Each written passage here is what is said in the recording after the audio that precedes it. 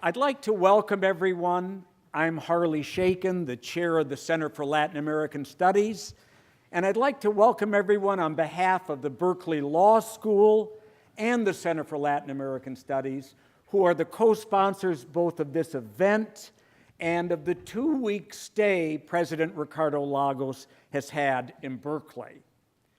We're very honored and very pleased he's been with us for these 2 weeks, teaching a special seminar, and that he's with us tonight to speak about a memoir about the future. He needs no introduction to this audience, but I'd like to very briefly say he is someone who is a distinguished scholar, who has spent a lifetime working towards democratic values, democratic government, and social justice, and he is someone who was a transformative president of Chile. The format tonight will be that he will speak about a memoir about the future, which is in fact about his new book, The Southern Tiger, which is that memoir. And then we look forward to a conversation with you, to questions from the audience. This will be on the website of the Center for Latin American Studies early next week, clas.berkeley.edu.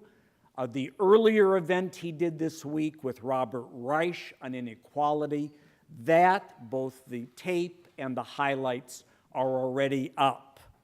I'd like to recognize Rolando Ortega, who is the Consul General of Chile, who is with us tonight, and who has been a good friend of Berkeley and of the center. But there is something I'd like to read from The Southern Tiger, which really is one of the best introductions of Ricardo Lagos that I've seen, and it in fact is from the foreword by Bill Clinton. Bill Clinton concludes that foreword by describing him in the following way. Even when imprisoned by the junta, Ricardo Lagos's grace and optimism never faded. His courage was steadfast, and importantly, more importantly, his vision for a better country did not waver. His is a remarkable story, and like Chile's, it's not over yet. Please join me in welcoming Ricardo Lagos.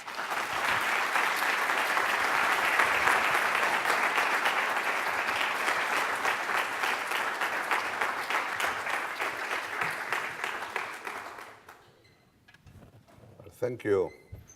Thank you, Harley, for that introduction. And thank you for inviting me to present some ideas about what was the so-called memoir.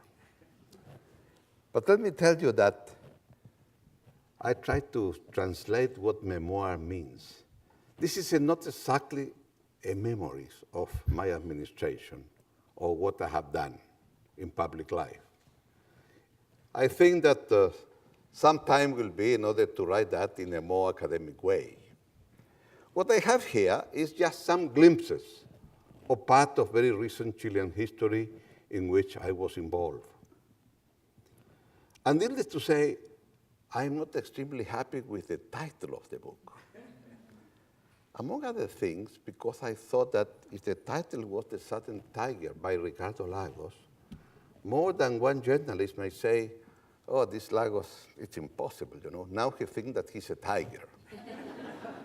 And this is the reason why then I had to put a subtitle, Chile's Fight for a Democratic and Prosperous Future, to make sure that the tiger, if there is any, at that time, was the Chilean people that was able to fight in order to recover democracy.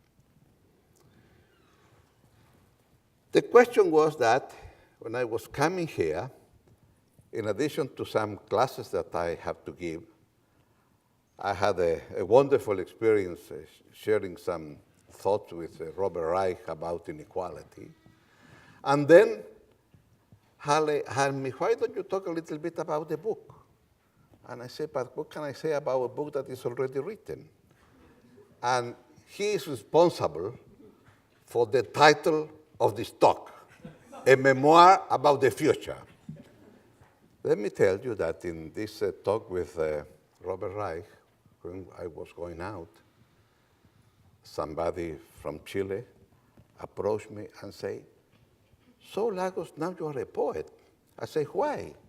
Well, because I'm planning to talk about a memoir about the future. He thought that was extremely a poetic way of presenting some ideas. Nevertheless, let me tell you that what I keep thinking was, it's true. What I do have in that book is some glimpses about the past in Chile. But I think that from some glimpses, you can think a little bit about the future, not only of Chile, but also probably in some other countries. For instance, to a big extent, not the only reason, of course, the only cause, why there was such a coup in Chile. Till what extent in 1970 or 1973 we end up in September 11? Because as you know, we also have a September 11 in Chile.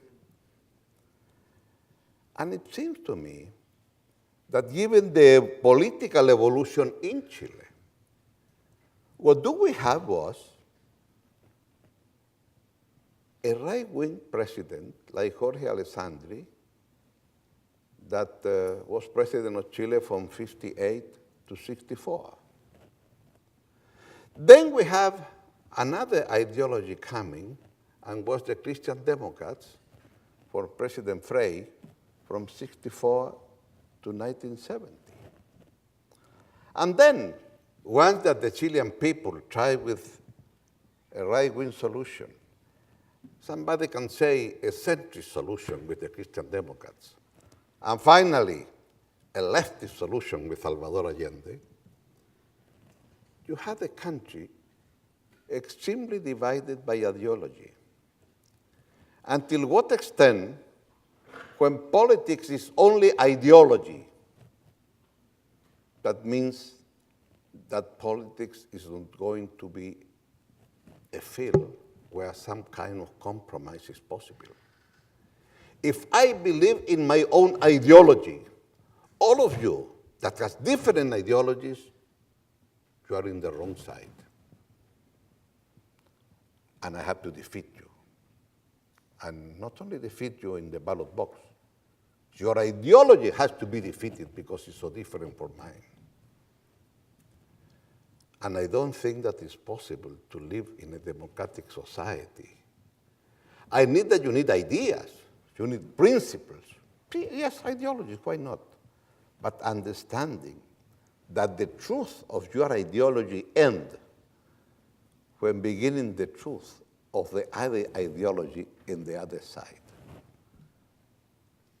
And if this is the case, then it's going to be very difficult, because it's only my truth, it's the only one. Then in the long run, probably, it's going to be extremely difficult for a society like that, for a people like that, to be able to talk to each other. In short, I'm not saying that it was the only reason for the coup d'etat in Chile. There are many reasons. Some of them, all of us know, has to do with this country and the way that this country thought that what's going on in Chile was not the right thing to allow to the Chileans to do it. It was the time of the Cold War. Either you are with me or against me. And other things was also our own mistakes. It's so difficult to have very deep changes like the one that we wanted to do when you don't have enough majority in your own country. There are many reasons. Nevertheless, I think, and why I say this? Because the first time I arrived to the United States was in 1961, the last days of Eisenhower, right before Kennedy was going to be the next president. And let me tell you, during all those years, coming and going from Chile to the United States and vice versa, I had never seen a society that is becoming much more polarized than this American society today. I was used to have Republicans that were rather conservatives and liberals, like Nelson Rockefeller, or Democrats that were extremely liberals and others extremely conservatives. And that when you have votes, especially in the upper chamber, among senators, you have some kind of people more aligned rather than Democrats and Republicans, more aligned than conservatives or liberals from both parties. And what you can see today is an extremely polarized society. And I wonder if this is the right way to run a democratic country like the one that you have. So I thought that ideologies are extremely important. In politics, you need to have principles, values, and you have to believe in those. If you dare to fight, as I did fight, to be president of Chile, it's because you have an idea of a country that you want to fulfill. If you don't have principles, values, then what are you looking? The privilege of being a president?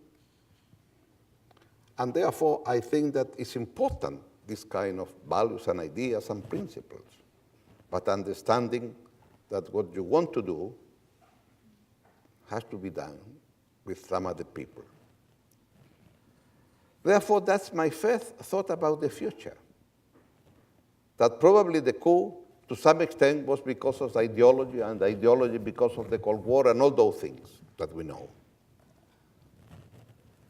The second point has to do how you're going to fight a dictatorship. And what I tried to present in the book was that it's so difficult to know what is the right track to do that. There is not a blueprint how you're going to do it. There is no a particular way. And at the very end, it was so clear, after 10 years of dictatorship in Chile, that the military were firmly entrenched in power. And therefore, when there was a go down in the Chilean economy and some national protests emerged, then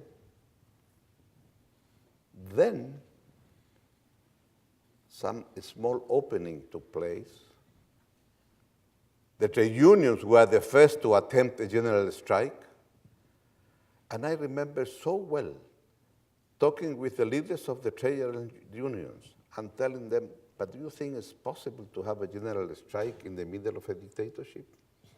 When you have more than 20 or 25% of unemployment, and you're going to risk your jobs? Until what extent is possible to think some other ways to protest? And this is like the first protest emerged. And at the beginning, the trade union leaders say, no, we wanted to do the other way. And then you have different ways trying to think, how are you going to be able to defeat a dictatorship? And of course, the first thing was to say Pinochet's resignation, constitutional assembly, and number 3, provisional government. Tremendous goals, extremely difficult to fulfill. And as the movement goes on, the idea of how you're going to have a pacific and non-violent way to resist a dictatorship. I remember that in 1974, Gandhi's movie was projected in Chile's cinema. And that Gandhi's movie, we went to see with my wife that movie in a cinema, typical cinema place in a middle-class neighborhood. And at the end of the movie, people keep clapping. It was a very moving experience. And could you repeat Gandhi's experience trying to resist and defeat the British Empire? How is it possible to walk toward the ocean because the salt mines has to be nationalized? But that was very difficult. And the question was, but on the other hand, some people say, look, you will never defeat a dictatorship because they have the military strength other than using weapons to defeat a military means. And this was a tremendous discussion, an everyday discussion. And I remember when in 1983 there was this opening, the Socialist Party asked me to be the representative of the party in the first political arrangement, the Alianza Democrática, Democratic Alliance. And that means then to go open, trying to fight with Pinochet. That was a particular moment, not a very easy one. But then the question of what road, what path is going to be better, it was in everyday discussion during those days. I remember what happened in the Philippines with President Marcos, the dictator, being defeated. And that presented some light, that it's possible sometimes through a plebiscite to do that. And then arrived 1986. And 1986, everybody used to call the decisive year. Some of us thought that that was the last chance to defeat Pinochet through mobilization and make compulsory for him to resign. Because if we didn't able to do that, then a plebiscite was in the horizon, according to Pinochet's constitution. Because, let's say things as they were, the decision of Pinochet in 1980 Constitution was that he was going to remain in power for 16 years. And the Ministry of Interior at that time said, but don't you think 16 years is too much? Why don't you have in the middle a plebiscite? So we can say that the first president, Pinochet, is going to remain in power only 8 years, and after that, the military junta will propose a name for a second plebiscite. And then that was an opening. And the opening was, well, if there is going to be a plebiscite, if for the first time we know what road is the road that Pinochet has to walk through in order to remain in power, we can prepare now to defeat in that road. And this is like the process of using what at the end we defeated Pinochet with a paper and a pencil, which is not true because mobilization was before, tremendous effort were before. Nevertheless, I think that's why I say this is as a lesson for the future. Because it's quite different to defeat a dictatorship fighting like in a civil war, if that is possible, and what you will have later is going to be a military regime, at least to begin with, before going back to a democratic way. But here it was that when we say, look, we are going to register as citizens, and as citizens we will defeat Pinochet, it was very difficult to convince the Chilean people that was possible. Do you really believe that a dictator is going to leave power because somebody said no to him? And this was really then a question of saying, that depends on you. Because in a plebiscite, if you are sure that you are going to be there to count the votes, then you can defeat them. But that was a process of education, that was a process of discussion, that was a very difficult one. Needless to say that also the international community played an important role. Needless to say that the United States changed in '85 with George Shultz. Before that, the United States was of Pinochet. The Cold War was much more important. And that was simply because they thought that probably you had a democratic country a democratic credential being established in Argentina, something in early '85 in Uruguay, and Brazil was moving to a more democratic society. The mood were changing, and I think then that the United States bet that it's better to be in favor of democratic forces. So the international community was important, and the international community went for a plebiscite. What I'm trying to say is, it seems to me that when you are going to go from a dictatorship to a democracy, the way that you do that is going to be a lesson for the future, not only for Chile, but it's much easier to restore democratic values after. Third point, much more difficult. Third point has to do with today's Chile. Because you see in the news what's going on, not only among students, but beyond that, the degree of insatisfaction in Chilean society. And let me tell you that if you have been in government for 20 years, if you have been able, I like to say, to change the country. Change the country because it's different in the country when you have a $5,000 per capita income than when you have a $15,000 or $18,000 per capita income.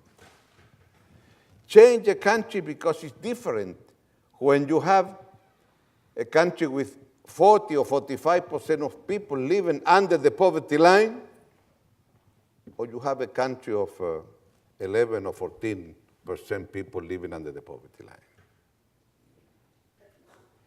It's different in a country when you have 200,000 students at the tertiary level, university level, if in 20 years you have 1,100,000. It's different in a country when out of 10 university students, 7 is first generation in the university. The only problem that in the meanwhile, you have to pay tuition. Tuition is extremely expensive, and you don't have money.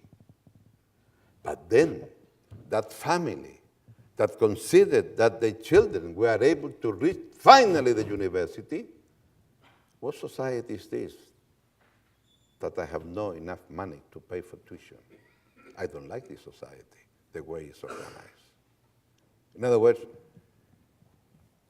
it's so difficult for the political elite to understand that the agenda that you have 20 years ago, because was to a big extent successful in terms that you change the country, that means that you have to change the agenda, you have to change the tools that you are using, you have to change the different elements that you have.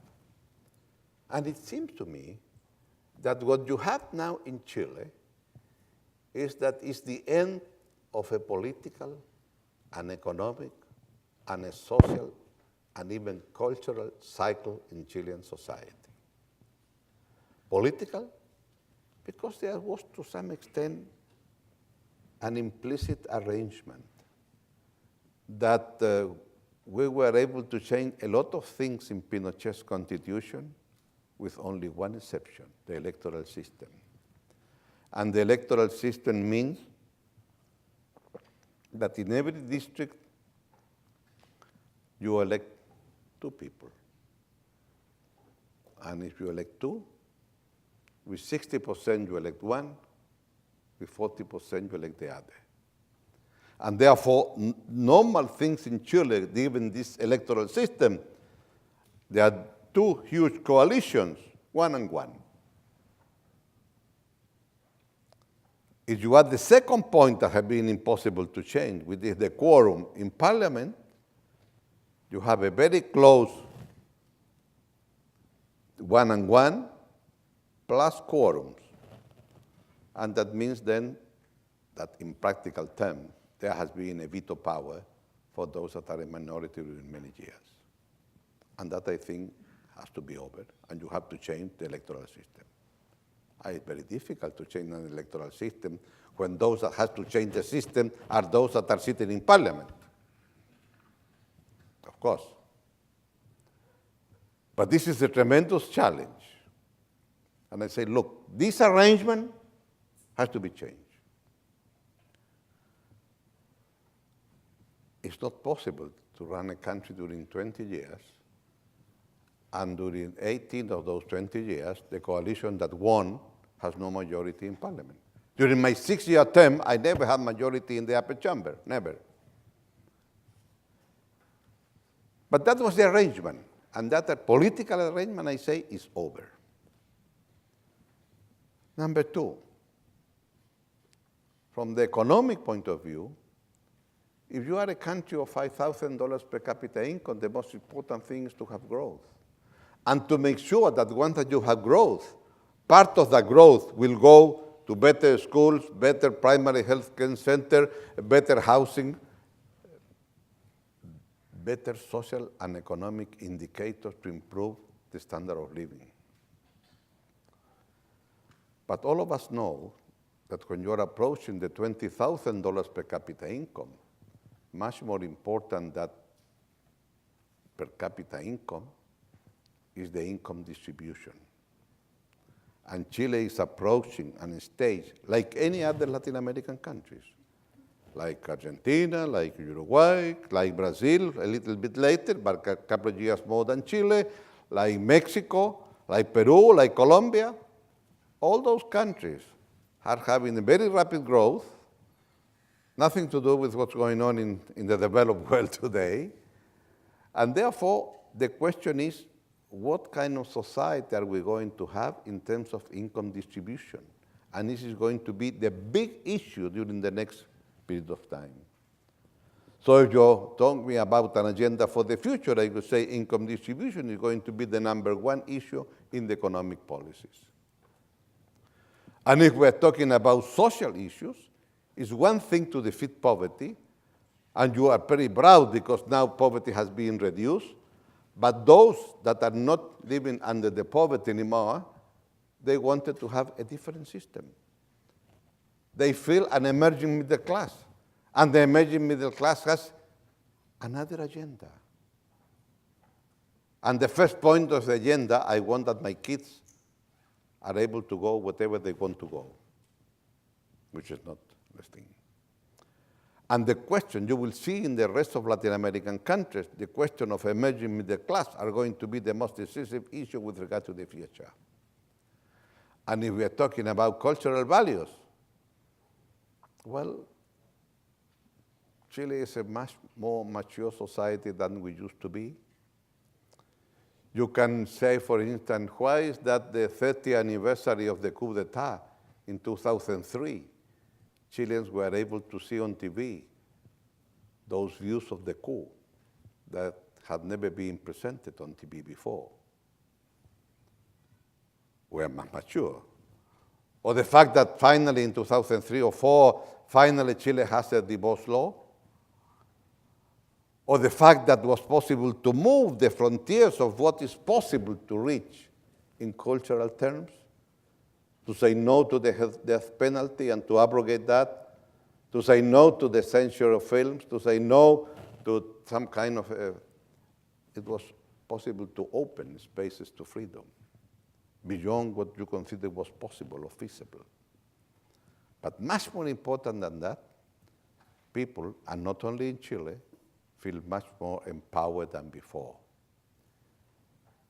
And this is a tremendous change in today's democratic societies, that because of Twitter, because of Facebook, you are making a talk like the one we are doing here, and this is being transmitted, and people is tweeting about what a stupid thing saying Mr. Lagos. and that's the way it is. There's a huge change in terms of how our democracy is going to work in the future. And therefore, when you have some sort of malaise in Chilean society, it's not only in Chilean society. The Occupy in Wall Street, or the 99% movements in this country, it's an amazing movement, quite sophisticated, to understand why I should belong to the 99 instead of the 1%. Because now everybody will tell you that 9% in the United States used to have, as Robert Reich remembered to all of us the other day, that 1% used to have about 9% or 8% of the national income in the United States, and now the 1% has close to 23. Wow, in just 30 years. But if everybody knows these figures so that you can have a 99%, then you're living in a different country, in a different society. And that society is going to demand much more. And how the political elite is going to answer, how much representation we will have, and how much participation the people will be asking in the near future. And this is why I think then that it's quite important what I'm trying to explain this in the book. What are the challenges that we have with regard to the future? And this is why I thought that was a good idea to talk this about the memoir about the future. And in the epilogue, I quote the former president of Colombia, Belisario Betancourt.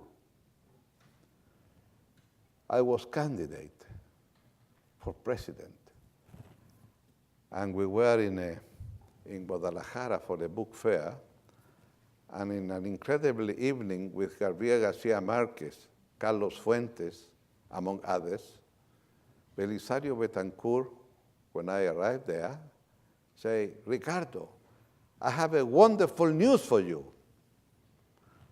I thought that he was going to tell me that I have new partisans of my next running for president.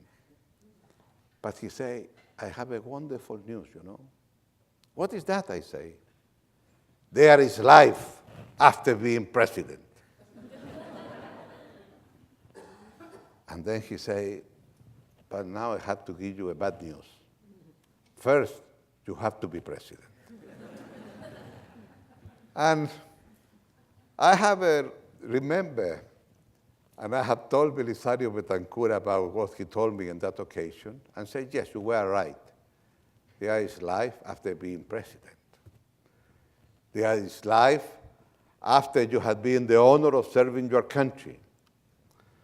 The problem that in Latin America, some colleagues of mine apparently doesn't know that there is life after being president and try to keep being reelected one and so over. But other than that, I say, yes, Betancourt is right. There is life after being president. There is life that allows you to spend 12 beautiful days here with my wife in Berkeley campus and having a chance to talk with students, talk with members of the faculty, and to end up talking about a memoir about the future. But trying also to say that, yes, I think that when you are running or you are involved in public office, this is because you have some idea how society should be molded in the future. In short, politics is about the future. Politics is thinking ahead. How would you like to mold society?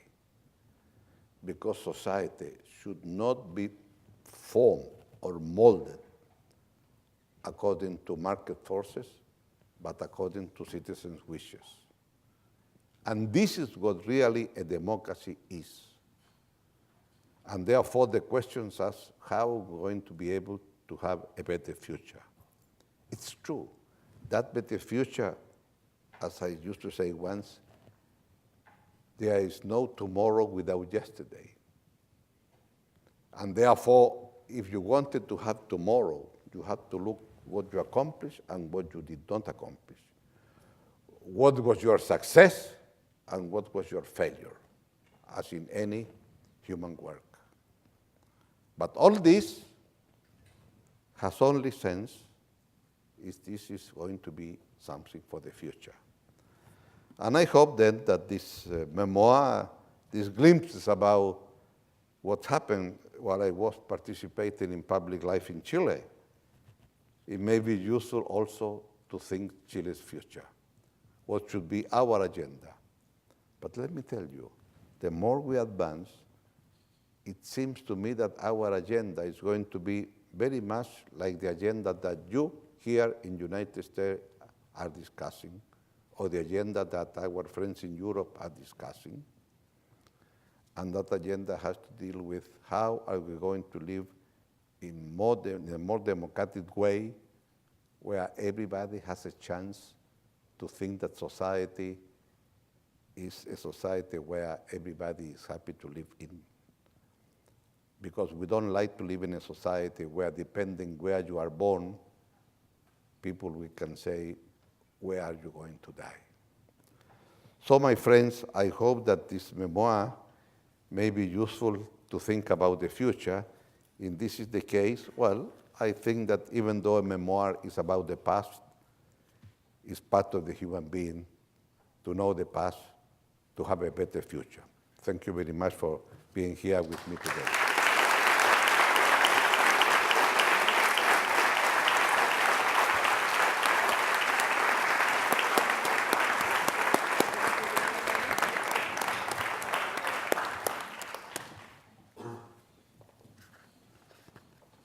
Thank you very much, President Lagos. Now we're going to be able to have a dialogue with you, but I would like to recognize two very special people. Luisa Duran, who has made this long, courageous journey with Ricardo Lagos, who's here with us.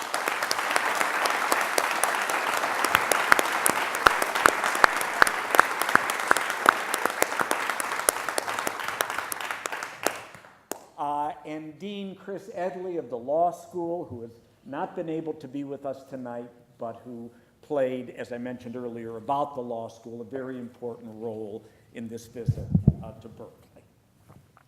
So with that, are there any questions?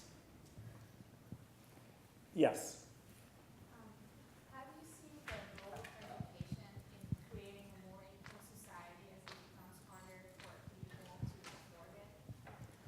Did everyone hear that in the back?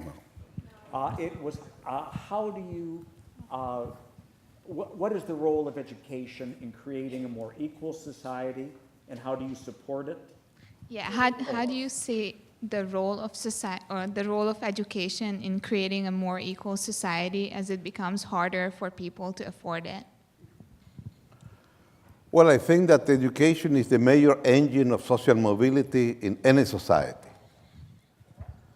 And then the big issue is that with regard to education, if you don't take specific measures, will reproduce the inequities that exist in any society. There is such a close correlation between the socioeconomic groups and the performing of those students belonging to those different groups. And I can give you just two figures.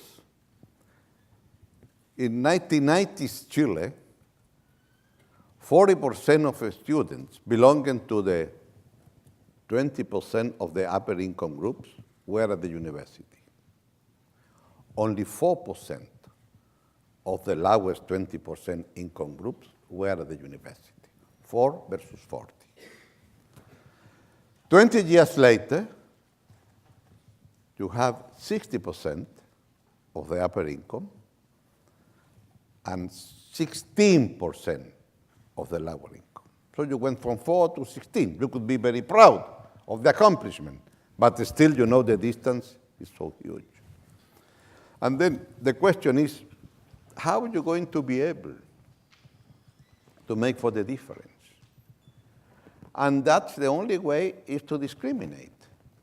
in favor of those that have less.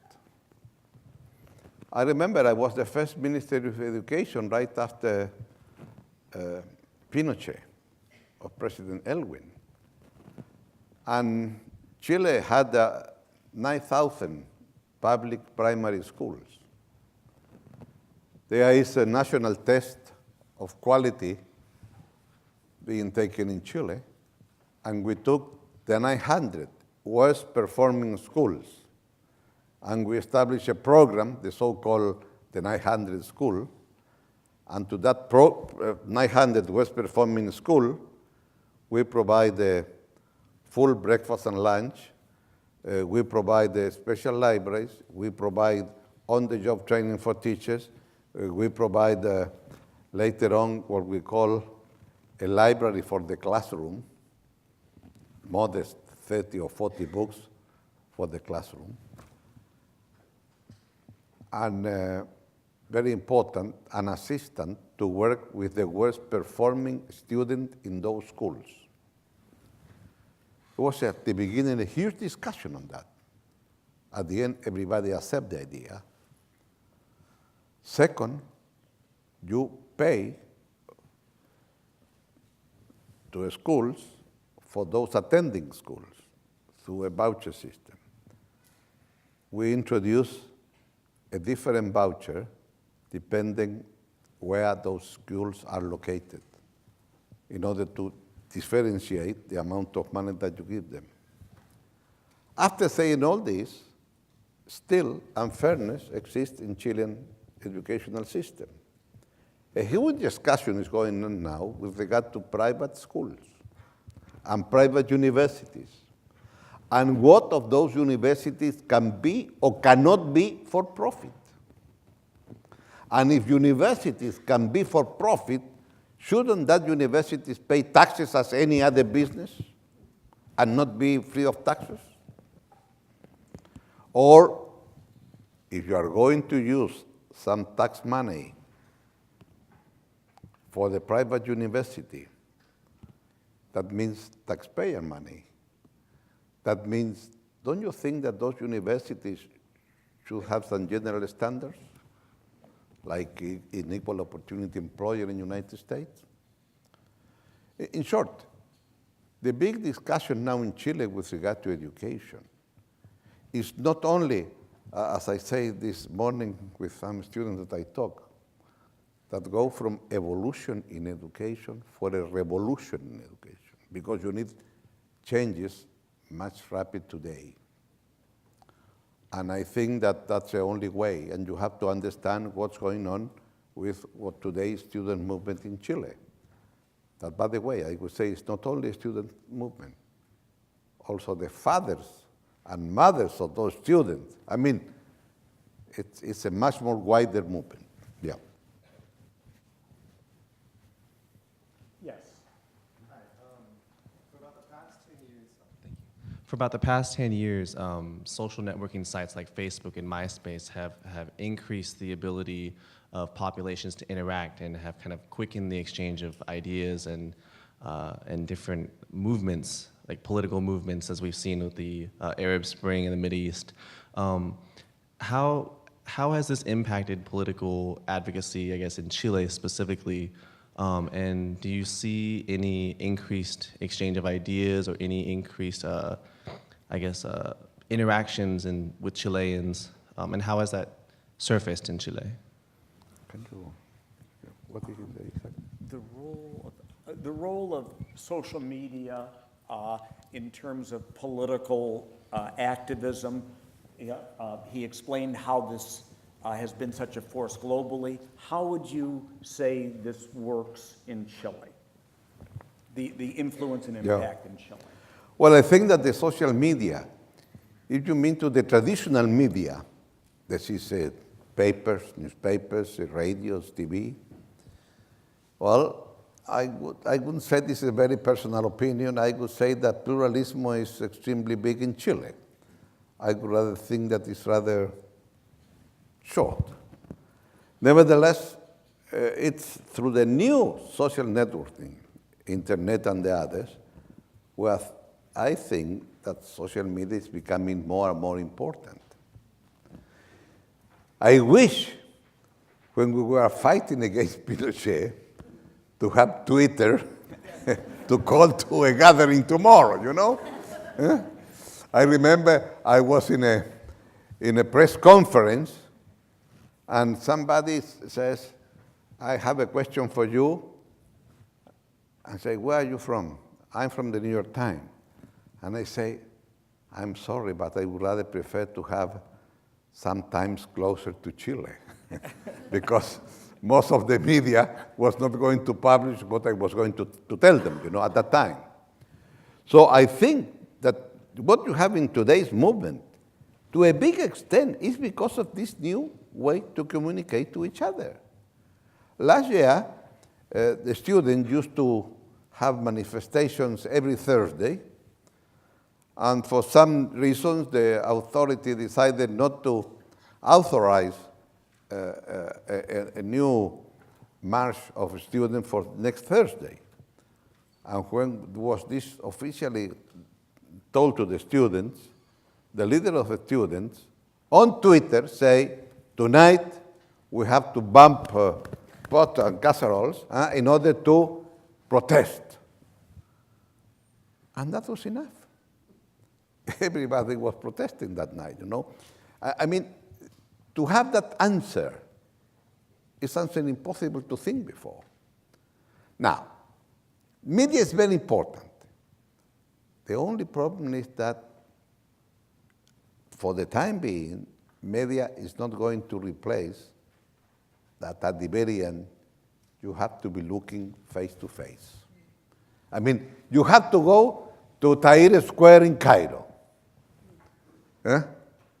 And therefore, there is a moment when all of us are going to be there counting to each other.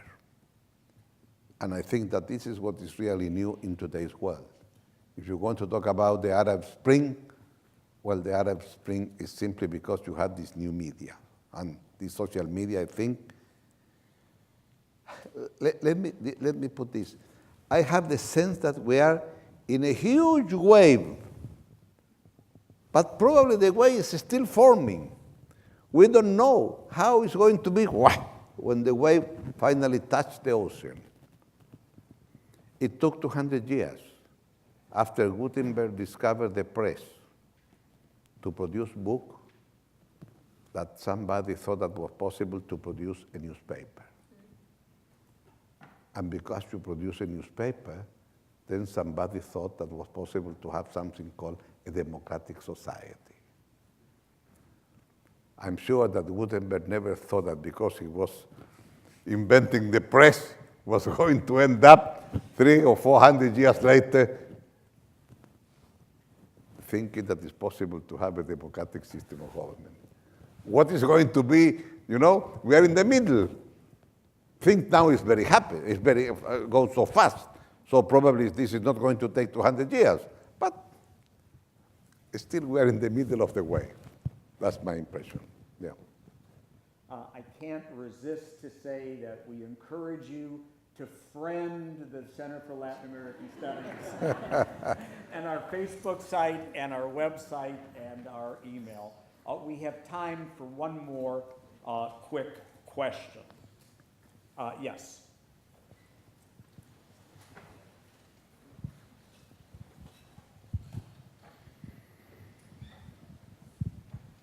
Thank you, Presidente Lagos.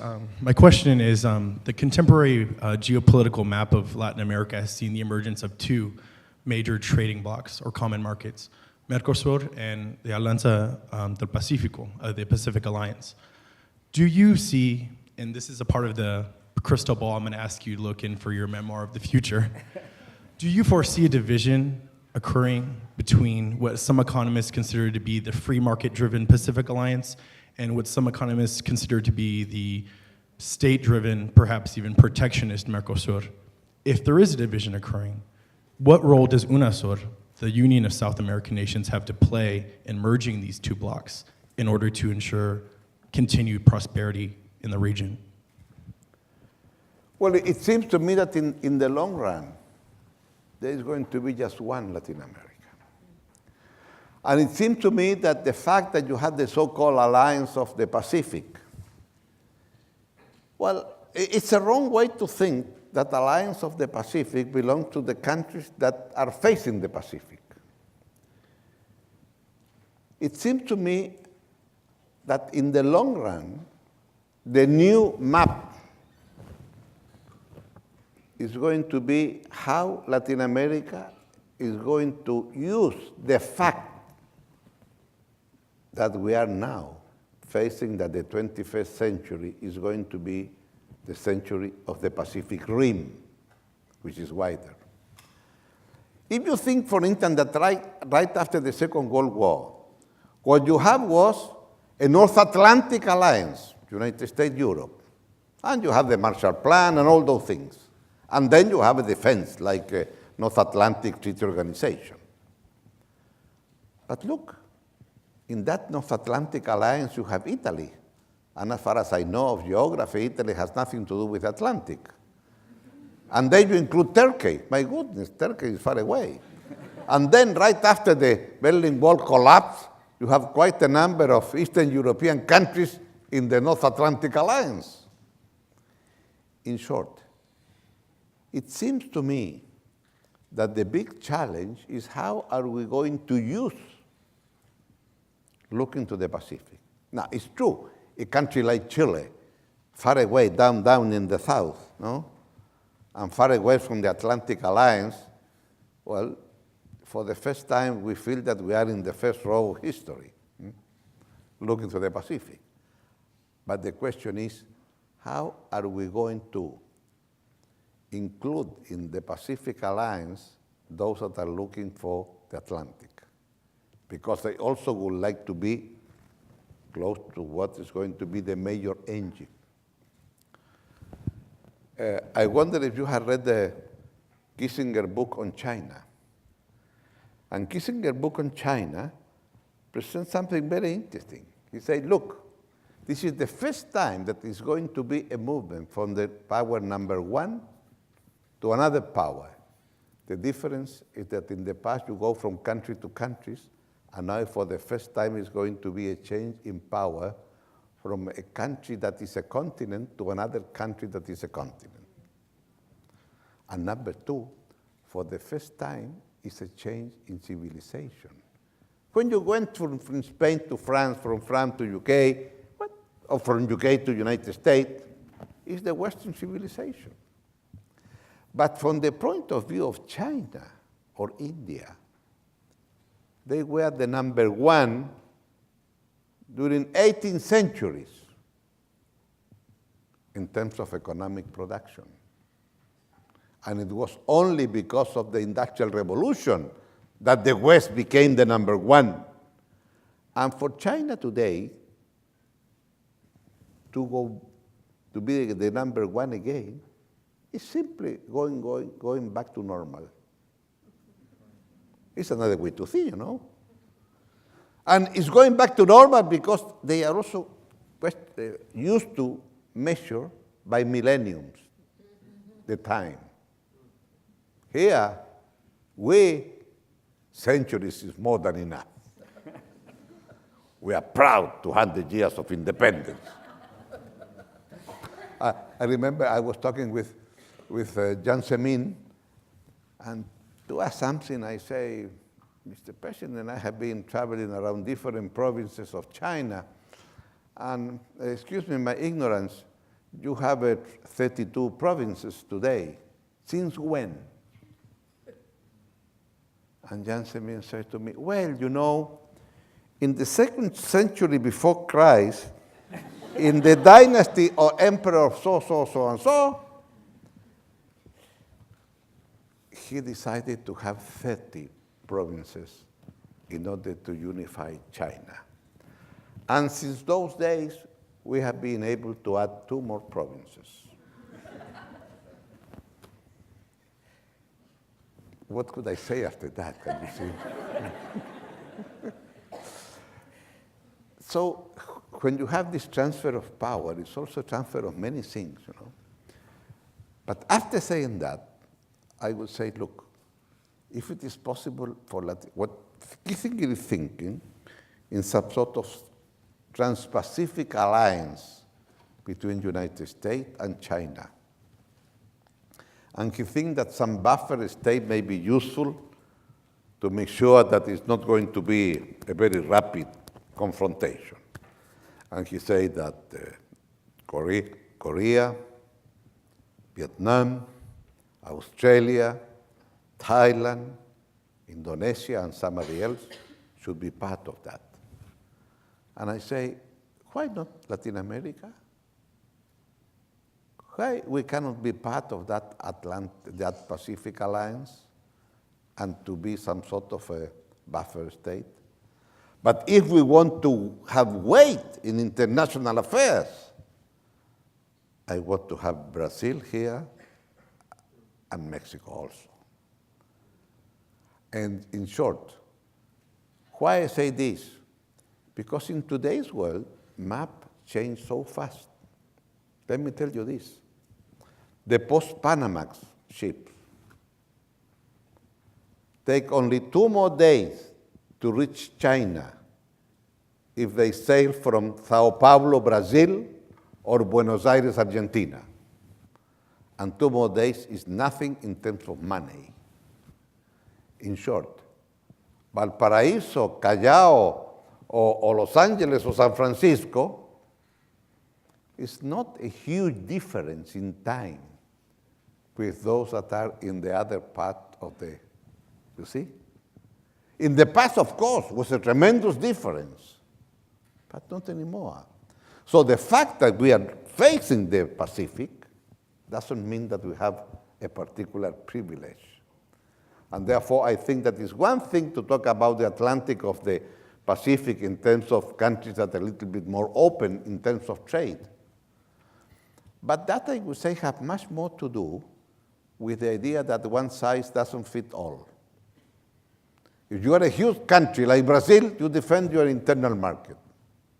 If you are in a small country like Chile, well, we thought that it's better to be much more open and to compete abroad. And therefore, I would say, but if you wanted to have weight in world affairs, to discuss what about trade, what about international financial architecture, what about security, what about migration, what about drugs, globalization is here to stay. We are not going to change that. Globalization may have a very bright future or dark future, depending who puts the rules of the game. And if we want to have a little bit to do with the rules of the game, better we try to have a much stronger bloc of Latin American countries. That would be my answer. With that, I want to thank once again Luisa Duran and Ricardo Lagos for being with us tonight and for these 2 weeks in Berkeley, and thank all of you for coming. Thank you.